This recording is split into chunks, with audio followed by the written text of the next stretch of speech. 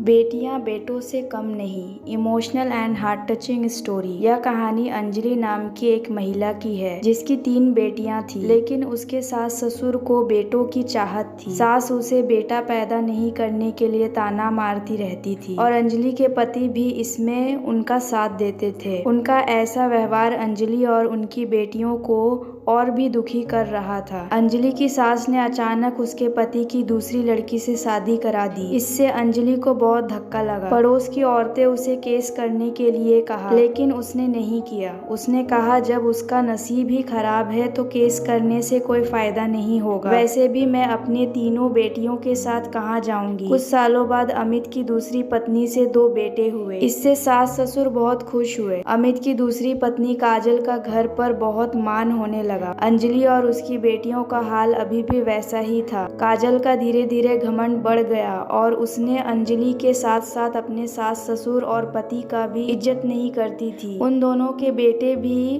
बदतमीज हो रहे थे, जबकि अंजलि और उसकी बेटियां बहुत सभ्य और संस्कारी थी। उनकी बेटियां सरकारी स्कूल में पढ़ाई करने के बाद भी सबसे टॉप पर रहती थी और हमेशा प्रथम आती थी। वहीं उनके दोनों बेटे पढ़ाई लिखाई और व्यवहार में बेकार थे। उन्हें अत्यधिक लाड प्यार ने बिगाड़ दिया था। सभी बच्चे बड़े हो गए। लड़कियां अपने उच्च अंकों के कारण उन्हें नामी कॉलेज में दाखिला मिल गया था, जबकि दोनों बेटों के अंक इतने कम थे कि कोई नामी कॉलेज उन्हें दाखिला नहीं दे रहा था। उन्हें डोनेशन देकर एक प्राइवेट कॉलेज में दाखिला मिला। एक बार अमित और उसकी मां का रास्ते में जाते समय एक्सीडेंट हो गया। उसके बाद उन्हें अस्पताल में भर्ती किया गया। अंजलि रोते हुए अपने तीनों बेटियों के साथ अस्पताल पहुंची और उनकी देखभाल करने लगी। जब उन्हें खून की जरूरत पड़ी तब अंजलि और उसकी तीनों बेटियां खून देने के लिए तैयार थी, ताकि वह सारी संपत्ति हथिया सके और अंजलि को उसके बेटियों के साथ घर से निकाल सके। अमित और उसकी मां को उनकी गलती का एहसास हुआ